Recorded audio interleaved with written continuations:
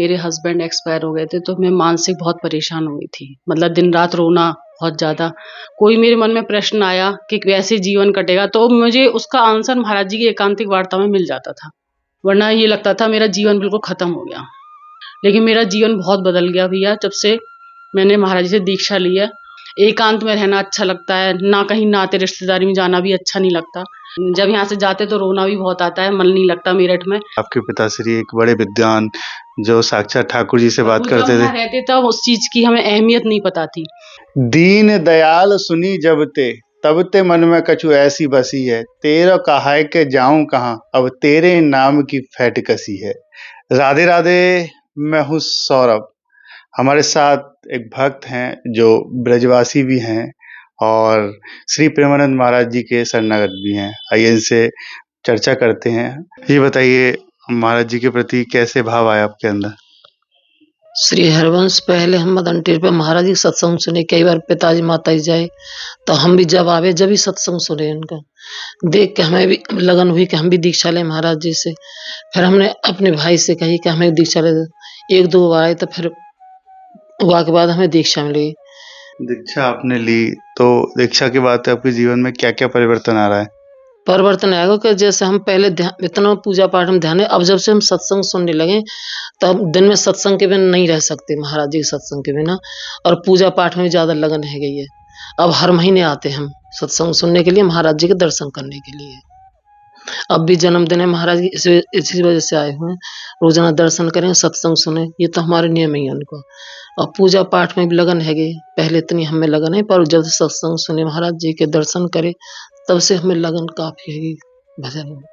आपका जन्म ब्रज में हुआ, विवाह और कहीं हुआ है आपका, तो ब्रजवासी का तो असली आनंद ठाकुर जी में भी है। आपने संतों के प्रेम में ही, संतों के सत्संग में ही है। ऐसा क्या था जो सत्संग में जो आपको आकर्षित कर लिया महाराज जी ने अपनी? महाराज जी सत्संग ने आकर्षित कर लिया पूजा पाठ को।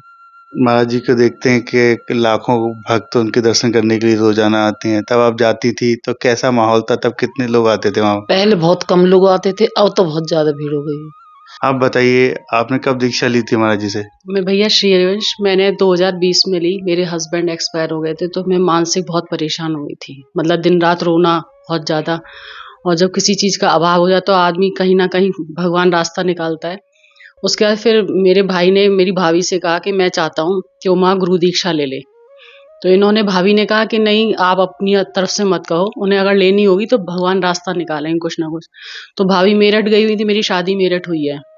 मेरठ गई तो मैं उनके छोड़ने यहाँ पे आई।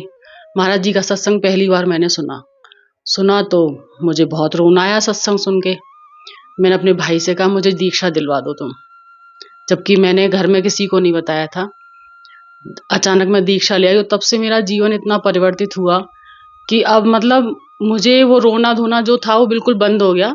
अब मैं उसी में, मतलब ऐसा लगता है, पहले तो हम पूजा पाठ करते थे तो उतना ही कर लिया सीमित दायरे में। अब ये लगता है जितना हो जाए उतना कम है। जैसे भूख बढ़ती है, महाराज जी कहते हैं ना, भूख बढ़ती है, बिल्कुल वो भूख वाली बात हो गई है। एकांत में रहना अच्छा लगता है, ना कहीं नाते रिश्तेदारी में जाना भी अच्छा नहीं लगता। लेकिन मेरा जीवन बहुत बदल गया भैया, जब से मैंने महाराज जी से दीक्षा ली है। और अब तो मेरा सत्संग डेली का सुनना दिनचर्या ऐसी बन गई है, वरना ये लगता था मेरा जीवन बिल्कुल खत्म हो गया। ऐसा क्या सुना आपने सत्संग में, क्या आप रोने लग गए वहाँ पर? जब हमें जिंदगी में अभाव होता है जिस चीज का, वो चीज जैसे कोई मन में, मैंने देखा भजन एकांतिक वार्ता सुनती थी तो कोई मेरे मन में प्रश्न आया कि कैसे जीवन कटेगा, तो मुझे उसका आंसर महाराज जी की एकांतिक वार्ता में मिल जाता था। और वो उससे फिर मतलब मैं प्रभावित होती चली गई। और आज मुझे 5 साल हो गए गुरु दीक्षा लिए हुए, और मेरे मन में इतनी शांति है कि बस मैं हर महीने, मेरे 1.5 महीने बाद चक्कर लग जाता है। और अभी भी मैं कोशिश में लगी हुई हूँ कि मुझे निज मंत्र मिल जाए। अभी तक मुझे निज मंत्र मिला नहीं है, शरणागति मंत्र मिला है। आप तो एक ब्रजवासी हैं, ब्रजवासी के यहाँ पर आपने जन्म लिया। आपके पिताश्री एक बड़े विद्वान जो साक्षात ठाकुर जी से बात करते थे। रहते तब उस चीज की हमें अहमियत नहीं पता थी, लेकिन अहमियत जब पता चली, जब महाराज जी से हमने गुरु दीक्षा ली। मेरे चाचा जी हैं वेणुवत कुंज में, आपने नाम सुना होगा। वो भी हमसे कहते थे बेटा खूब हरे राम हरे कृष्ण का जप किया करो। तो हमें लगता था चाचा जी पता नहीं हर टाइम पूजा पाठ की बात करते रहते हैं, तो इतना। लेकिन महाराज जी का जब से हमने सत्संग सुना, अब ये लगता है कि हमने अपने चाचा जी की बात क्यों नहीं मानी। अब उस चीज का अभाव हमें लगता है। पहले उस चीज़ की हमें अहमियत नहीं थी। तो अब ये है कि बस चाहते हैं, महाराज जी ने हाथ पकड़ लिया है, और हमारा जी हमारे हैं, हम महाराज जी के हैं, वही हमें अपनी शरण में लेंगे जैसे भी है। ये कृपा बनाए रखें, वृंदावन आना जाना लगा रहे हमारा। मैं घर में थोड़ी जिम्मेदारी है तो थोड़ा निकलना मुश्किल हो जाता है, लेकिन कोशिश मैं करती हूँ, महाराज जी की कृपा से आना हो ही जाता है 1 डेढ़ महीने में मेरा है वृंदावन। आप बताइए, आप तो महाराज जी का जन्मोत्सव मनाने के लिए यहाँ पर आई हैं, कैसे मनाएंगी? सुबह जाएंगे दर्शन के लिए महाराज जी के लिए। अब तो लगता है हर टाइम दर्शन होते रहने चाहिए। एक लगता है कि कब मिलेंगे महाराज जी, कोशिश यही करते हैं जब मिल जाए तब अच्छा। सुबह भी जाते हैं दर्शन करने के लिए, मेरे भैया भाभी भी जाते हैं तो उनके साथ मैं भी चली जाती हूँ, दर्शन हो जाते हैं तो सुकून मिलता है। आते ही हम इसलिए हैं कि राधा वल्लभ जी 1 महीने में 1 चक्कर लगता है, तो जितना भी आए वो टाइम हम भगवान के लिए निकाल लें। बता तो रहे हैं, पहले हम जाते ही नहीं थे, अब राधा वल्लभ जी, यमुना जी, महाराज जी के दर्शन यही दिनचर्या बन गई, वरना ये दिनचर्या पहले थी नहीं हम लोगों की। जब से महाराज जी की शरण में आए तब से कुछ जीवन में परिवर्तन आया? बहुत जीवन परिवर्तन आया, बहुत ज्यादा। और सत्संग वरना पल हम जाते ही नहीं थे, यमुना जी वगैरह कहाँ जाते थे। कहते हैं ना, जहाँ रहते हैं उन चीजों को हम देख ही नहीं पाते, लेकिन अब हमें उस चीज की इतनी लगती है कि मेरठ से आते हैं तो बस हमारी माता जी कहती हैं कि तुम तो यहाँ बैठते नहीं हो, तो अब हमें लगता है यहाँ बैठ के अपना टाइम क्यों गंवाया। थोड़ी बहुत देर बैठते हैं, लेकिन फिर हम जब यहाँ यमुना जी चले गए, विहायक दर्शन, राधा वल्लभ जी, टाइम ऐसे ही निकल जाता है। 2 दिन के लिए आती हूँ मैं, लेकिन 2 दिन में मुझे अपना लगता है मेरा पूरा 2 महीने का कोटा पूरा हो गया मेरा। जन्मोत्सव महाराज जी का चल ही रहा है, मतलब कैसे मनाएंगी? बस जैसे सब लोग मनाते हैं वैसे ही थोड़ा बहुत सूक्ष्म से मनाते हैं। कल सुबह जाएंगे महाराज जी के दर्शन करने के लिए हम लोग 6 बजे, वहाँ माला अर्पण वगैरह करा के फिर अपना आएंगे इधर। आप लोग ब्रजवासी हैं तो महाराज जी का क्या भाव रहता है आप लोगों के प्रति, ब्रजवासियों के प्रति क्या रहता है? महाराज हम तो अब ब्रजवासी, हम तो दूर चले गए, ब्रजवासी थे क्या है, लेकिन हाँ पिताजी के वैसे मान सम्मान मिल जाता है। लेकिन हम तो अब मेरठ में पहुंच गए, अब तो चाहते हैं वृंदावन शिफ्ट हो जाएं, लेकिन जब श्री जी बुलाएंगी तभी होगा आना यहाँ पे। लेकिन चाहते यही हैं कि जितना मिल जाए उतना सब बढ़िया है, लेकिन जब यहाँ से जाते तो रोना भी बहुत आता है, मन नहीं लगता मेरठ में। अब तो ये लगता है हर 15 दिन में हम वृंदावन आ जाना चाहिए हमें। बिल्कुल सही कहा कि एक बार ब्रज में जो आ जाता है उसका तो मन लगता ही नहीं है। नहीं लगता, वाकई में नहीं लगता मेरठ में। ये लगता है कब भागो। अभी मैं बेटे से कह रही थी, मैं कहा चल वृंदावन चल, महाराज जी का जन्मोत्सव है। तो उस दिन नींद ही नहीं आई हमें, 3 बजे उठ गए और ये लगा कि चलो वृंदावन। पहले तो हम देर से उठते थे सो के, अब महाराज जी ने जब से हाथ पकड़ा है हमारा तो सुबह 3:30 बजे उठ जाते हैं, अपनी दिनचर्या चालू हो जाती है। वरना अलार्म लगाने पे भी हम लोग नहीं उठते थे, लेकिन जब से महाराज जी ने कृपा करी है तब से दिनचर्या बन गई हम लोगों की। तो आप तो बचपन से यहीं पर आपका जीवन बीता है, अब शादी वहाँ पर हुई है, तो थोड़ा सा पिताजी के बारे में बताइए कि ऐसा कहा जाता है कि महाराज जी आपके पिताजी से पहली बार मिले थे और उन्हीं के कहने से यहाँ पर आए थे। हाँ, बनारस में पिताजी लीला करते थे, विश्व अंध विद्यालय है बनारस में, 1 महीने उनका प्रोग्राम चलता था, तो वहीं महाराज जी लीला देखी। 29 दिन, 1 दिन की लीला निकल चुकी थी महाराज जी की, तो किसी ने महाराज से कहा कि ऐसे ऐसे वहाँ रास लीला चल रही है, तो महाराज जी वहाँ दर्शन करने गए। तो पिताजी के दर्शन लीला करके बस फिर तो 29 दिन लगातार महाराज जी ने लीला देखी। और फिर जब पिताजी ने अनाउंसमेंट किया कि कल यहाँ विश्राम है लीला का, गोरखपुर में ली जाएगी, तो महाराज जी साष्टांग प्रणाम करे, तो पिताजी तो संतों से पैर छुपाते ही नहीं थे। तो बोले अरे बाबा मार दिया मार दिया। तो बोले हमें भी स्वामी जी अपने साथ ले चलिए।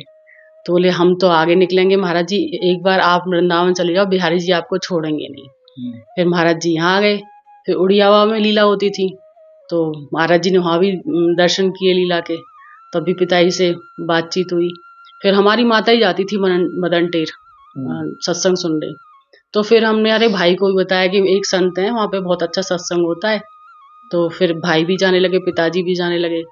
फिर मेरी बड़ी बहन ने गुरु दीक्षा ली, फिर 2020 में मैंने गुरु दीक्षा ले ली। भाभी भाई ने दोनों ने साथ साथ गुरु दीक्षा ली। पूरी फैमिली महाराज जी की हो गई। बस अब तो सत्संग नहीं सुनते तो बड़ी बेचैनी होती है। बस ये लगता है एक भी पल उनकी सत्संग के बिना जाना नहीं चाहिए। बस वो अब दिनचर्या ऐसी बना दी है महाराज जी की कृपा से कि वो सत्संग से प्रभाव भी बहुत पड़ा। ये लगे कि मतलब एकांत में बैठो, बस पूरा सत्संग सुनते रहो महाराज जी को। और ना ये कोई प्रपंचवादी और उनके पास बैठो फालतू बात करें, वो हमें मन ना लगा। अब तो ये बस जितने पूजा पाठ है उतना सही है हमारा। मुंह ममता खत्म होती जा रही है, सिर्फ ठाकुर जी की तरफ बिल्कुल ही। खत्म है। ये लगे कि बस श्री जी तो ये कृपा है कि हमें वृंदावन वास मिल जाए और कुछ ना चाहिए हमें। वृंदावन में तो जन्मी है तो वास ही है, मतलब विवाहित तो है। अब तो ये कभी एक दो दिन के लिए आ गए और हम सोने जी यहीं रहे। महाराज जी के रोज सत्संग है, रोजाना दर्शन करें। वैसे मोबाइल पर तो रोजाना सत्संग है, बाकी दिन हम रह नहीं सके, पर हम सोच रहे हैं श्री जी कृपा कर दें तो यहीं आ जाएं और रोज सत्संग सुने, महाराज जी को रोज दर्शन करें। क्या कहता है आपका बेटा? बच्चे कहते मम्मी आपने गुरु दीक्षा क्या लिया, आप तो बात ही नहीं करती हो हमसे, क्योंकि मैं अलग कमरे में रहती हूँ और वहाँ माला वाला जो महाराज जी ने दिनचर्या बताई वो करती रहती हूँ। वो यही कहता है कि थोड़ी देर तो बैठ के बात किया करो। मैंने कहा क्या बात करूँ, मेरे को टाइम ही नहीं मिलता, क्योंकि घर के काम भी करने पड़ते हैं और फिर पूजा पाठ भी है और उससे हमें शांति मिलती है, तो बहुत अच्छा लगता है मन में। बैठ के बात करने से क्या फायदा। पहले उठने में भी आलस आवे, अब तो सुबह 3 बजे उठ जाओ, कोई आलस ना। ये भी नहीं कि ना हम दिन में लेटे, हमें एक खाली टाइम में चलो अपनी किताब पढ़ें जो महाराज जी ने हमें दी है, उन्हें पढ़ते रहो। और ये भी ना है कि भाई हम कहीं घूमने फिरने, कहीं मन भी ना करे जाने के लिए, ये लगे बस हम पूजा पाठ में लगे रहो। पहले तो आज हमने किताब पढ़ी, रख दो, हम दूसरे दिन जब खोलेंगे।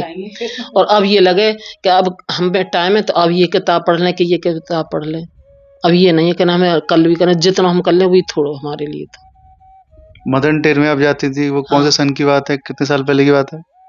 दीक्षा नहीं, पहले तो हम वैसे ही जाए मदर टेर, माता जी जाई तो हम भी चले जाए संग सत्संग सुनने के लिए। वहां देख के उनकी लगन भाई के हमने भैया से कि हमें भी दीक्षा दिलवा दे। तो पहले तो इन छोटी वाली बहन की लेने की बात है, तो ये वाली मैंने कि वो तो बाद में, पहले मेरे को दिला दे। फिर यहाँ दिलाई, फिर तो इतनी लगन है गई कि हम सत्संग के बिन नहीं रह सके, महाराज जी के दर्शन के बिन नहीं रह सके। आपसे वार्ता होती थी महाराज जी की जब मदन टेर में थे आप? नहीं, दूर से दर्शन हुए। दीक्षा तो महाराज जी ने दी हमें जब तो नजदीक थे। अब तो बहुत महाराज जी के इतने दर्शन दुर्लभ है गए। पहले तो यहाँ महाराज जी वैसे दर्शन हुए, फिर ऊपर छत पे चढ़ के सबको दर्शन देते थे, पर अब ज्यादा है। अब तो ये जैसे सब लोग करें ऐसे हम कर लें। एक जन्मदिन पे दर्शन हो नजदीक, एक महाराज जी के गुरु पूर्णिमा पे, जब तो नजदीक तो दर्शन करें। आपके तो यहाँ पर अम्मा के पास, माता जी के पास आते थे? हाँ, माता जी के पास है जब तो आराम तो खूब दर्शन जाए, पिताजी का सत्संग जाए, जब तो इतनी नहीं महाराज जी की जितनी अब बंधन है, अब ज्यादा है। कृपा श्री जी की ज्यादा है, श्री ज्यादा कृपा है। इतनी कृपा बनाए रखे वो बहुत अच्छी बात है। आप लोगों को पहचान तो जाते होंगे महाराज जी, देखते ही कि उनकी बेटी आई हुई सब? हाँ, पहचानने पर सबसे ज्यादा कि हम तो बाद में हमारी भाभी भैयन की ज्यादा पहचान है। कल भी गए हम निज मंत्र के लिए, तो भाभी लेके गई है। कल भी निज मंत्र के लिए बुला है, तो बाबा ने कहा है देखिए बात करेंगे हम।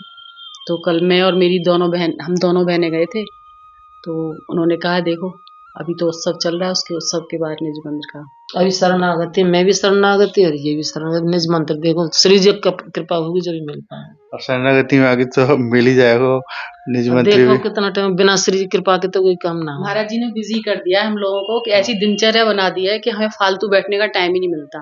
और अभी दिन भी छोटो लगे हमको।